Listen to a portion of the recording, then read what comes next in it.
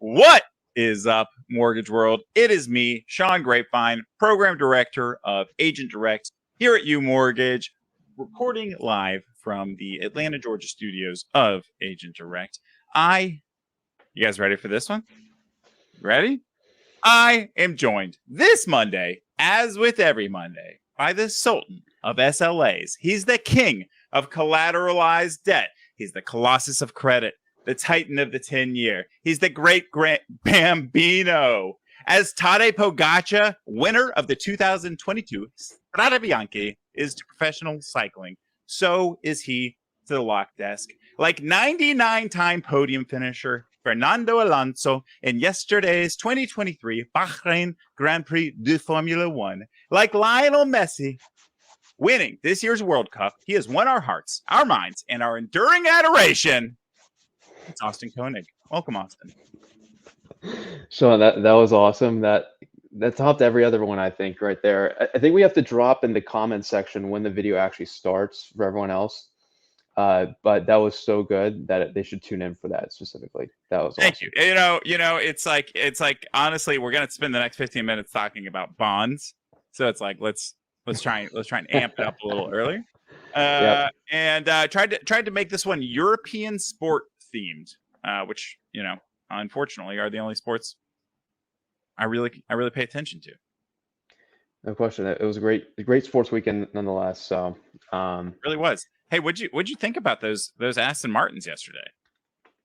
It looks like all your hard work's paid off. Being a Lance Stroll fan, it's what diamonds aren't made without pressure, money, and that's exactly what Aston Martin's made out of. So love it.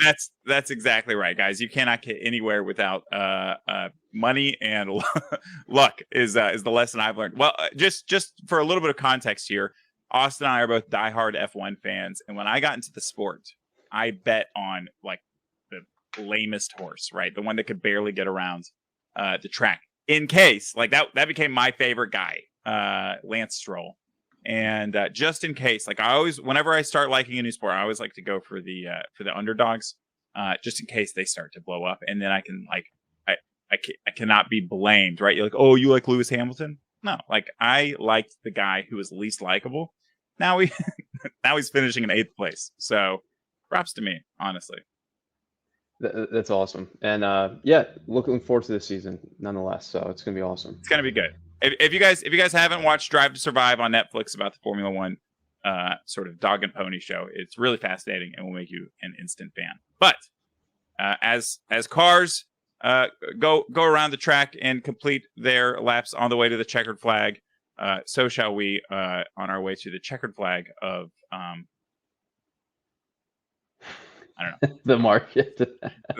Well, yeah, we're about to get lights out and away we go for the market this week. Rate sheets will be coming out here shortly. Here's the thing with this week. Last week was a week of not really. It's kind of nothing burger a little bit. Not really any big data coming out. And we saw kind of just some days where rates were ticking up a little bit, and we had a Friday which got a little relief. And nonetheless, but hey, we're looking into this week, and this is the week that the market's been kind of going back and forth on, right? There's going to be jobs data at the end of the week. That's going to be huge. That's really what everyone's talking about, to be perfectly frank with you. But there'll be incremental data that comes out throughout the week that could move markets just a little bit, and we can kind of get into that. But jobs numbers, we've been talking about it all this, previous meetings. Different Fed meetings, all that good stuff. Jobs numbers are the thing. So that's what we're going to be looking out for on Friday. And as we remember from last month, the jobs numbers were really what precipitated kind of like a really tough week or tough month in the market. It was 3.4%, with the lowest unemployment rate in over 50 years. Something like 490 something thousand jobs created, and December, November adjusted upwards. So it's just bad news across the board. Bad news for people who like good news. And then we had slowing inflation, but not as slowing as the market would have wanted. So we're going back into that. When's the next Fed meeting? So next Fed meeting is over the 21st and 22nd. So I think that 22nd is actually the day they're going to be releasing their rate decision. I, I think everything that's really happened in the market is priced in Fed hikes over the next couple meetings. So the next real couple meetings here are in March, May, and June. And so what we'll see here is 25 bips is what the market is thinking across each meeting. So, when that happens, we'll obviously see if, the Fed actually goes above that. There's some people that want to see 50 or think that that could happen. I think that would actually dissettle markets quite a lot. I don't think the Fed will go down that path. Yeah, and obviously we have to see like really strong data to even warrant that.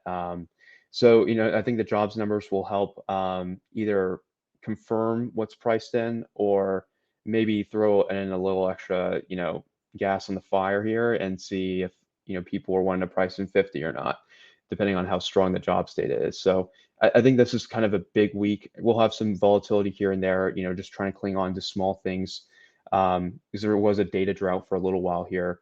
But once we kind of get, Jerome Powell is actually meeting with Congress as well on Tuesday and Wednesday. I doubt he tries to say too much to make the market go crazy, but we'll see what happens. There's always something that can happen, and one sentence can do it all, as we've seen in previous meetings. Yeah, we seem to have a sort of last week was a little different, but we 3 out of 4 weeks in the month we have jobs, CPI, and the Fed meeting, and that seems to be the sort of rhythm that we're in. And last month was the first set of 3. And then we also have like the Fed minutes, right? So last month was the first month in a long time we had 3 out of 4 of those, right? The Fed meeting wasn't so bad, but the minutes certainly didn't give any confidence. It's the first one we had in a while where 3 out of 4 were pretty painted a bleaker picture than we would have imagined. But nonetheless, we have seen, I mean, this is the good news, is that interest rates are all relative, right? Like high interest rates suck, but high interest rates come as a result of increasing wages more than anything, and increasing housing costs, which usually means increasing housing value, which means increasing housing like loan amounts as well. So I think it's important not to get stuck in the rut of like, wow, well, rates are at 7 today. It'd be so much better if they were at 5. It's like, yeah, the ride down to 5 would be fun. Don't get me wrong. But once you're there at a level of like continuity, you really end up with like interest rates are where they are for a reason, right? If they're at 7, it's because everybody's wages are going up. It's because everybody's house value is going up. And we've really seen that the American public doesn't like the ride up in interest rates, but once it gets to a certain point, appears to like get used to it, right? Now their savings accounts are at 4.25%. Now their annual raises are 10% higher instead of 5% higher. And as I'm sure the lock desk has seen, like our lock volume is at an all-time high. Like Americans are willing to buy houses at 7% interest rates. Is that kind of what you've seen? Yeah, no question. I think we've seen a lot of. I've actually been pleasantly surprised by the amount of volume that we've really gotten through the door. Really, in the first 2 months here. January was a great month, and even February was a very, very good month, all things considered, with the rate movement we had. I mean, there's generally, probably some aversion of like, hey, that rate was not going to be, good for me in that kind of anecdotal case where someone's on the edge. But, for the most part, when people want something and they can afford something, even with the rates that they're presented, I think they're still willing to buy. And I think if the buyer's market is as good as it is in some places, it's very easy to, I think, to make the argument of, it's not about timing the market, it's about time in the market. And everyone can always, look to the potential of, okay, when I can build equity, 2, there will be a chance to possibly refinance in the future. That's never guaranteed, obviously, but we can just look at historical trends and kind of where the market thinks that things will go into in the next couple of years. I don't think we'll be at 7s in perpetuity in mortgages. So it's just generally like that's going to be something good for those borrowers at the end of the day. So they can stomach this now, then they'll probably be good, in the future, and good for everyone else that got a great rate, down low. But there's always going to be, movement in the market. People move, people upgrade, people downsize. It always happens. So we'll continue to be here, and also Barry Habib today in the daily sell huddle. So we got a lot of market stuff going on. Killer. Yeah. The more you can talk authoritatively about, the market, why things are the way they are, and really get it across the sense that it's not random fluctuations, right? Things are the way they are for certain reasons. And the better you can communicate that to your agents and to your borrowers, the more at ease they're going to feel while still being careful not to try and prophesy about like which direction the market's going to go. I always told people when they asked me, like, hey, do you think rates are going to go up or down? I would always say, if I knew which direction rates were going to go, I'd always say I'm wrong 50% of the time. And if I knew which direction rates were going to go, I certainly would be having this conversation with you. I'd be on my yacht 100%, right? Like that it's a $1 billion skill that almost no one has. So be careful with your clients and with your agents. I wouldn't promise any downward swings or upward swings or stability. I would just say, hey, this is the reason why things are the way they are. In fact, like if rates go down, prices go up. So it's a great time to buy if the numbers make sense today. Completely agree, and I think it's exactly right. If anyone's not living on the like it, lock it mantra, I don't know what you're doing, but I think it's if you haven't been burned already, you gotta I think get on the train. It's just not gonna be pretty to play speculating the rate market for your clients. It'll probably burn you more often than not, especially in this market right now. So I would not want to make a prediction, and if I don't want to make a prediction, most of you probably also don't want to make a prediction. There's so many things that could happen in this market, and everyone's on edge. And there's not the Fed to buy any bonds in the back end. So, there's not really much big support behind you. We have to be careful, and, I would just like it, lock it, whatever's comfortable for your client. Let's go for that. Like it, lock it. I love it. Well, okay, so we've got jobs numbers this week, Fed in 2 weeks, CPI next week.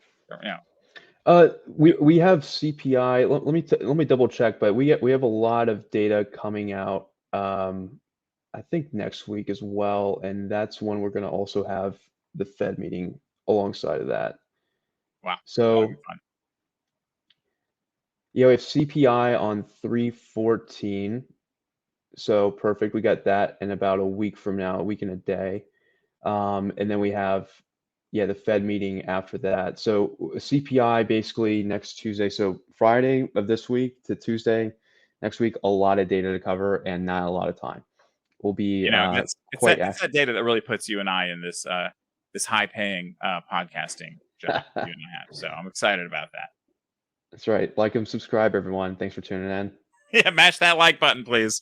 All right. Well, it sounds like we don't know where the market's going. We do know that there's going to be some volatility over the course of March, either up or down. So the lesson here as a loan officer is learn all you can, give that information to the people that you work with, and then no matter what, if you like it, even if you don't like it, lock it.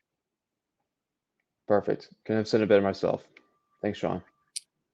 You're so welcome. I really consider myself the Lance Stroll of the Monday market update. I think we could probably end it there then. Oh man. All right. Well, everybody have a great week. Go out there and lock some loans. Thank you so much, Austin. And we'll see you next week. Sounds good. Thank you, everyone. See you, everybody.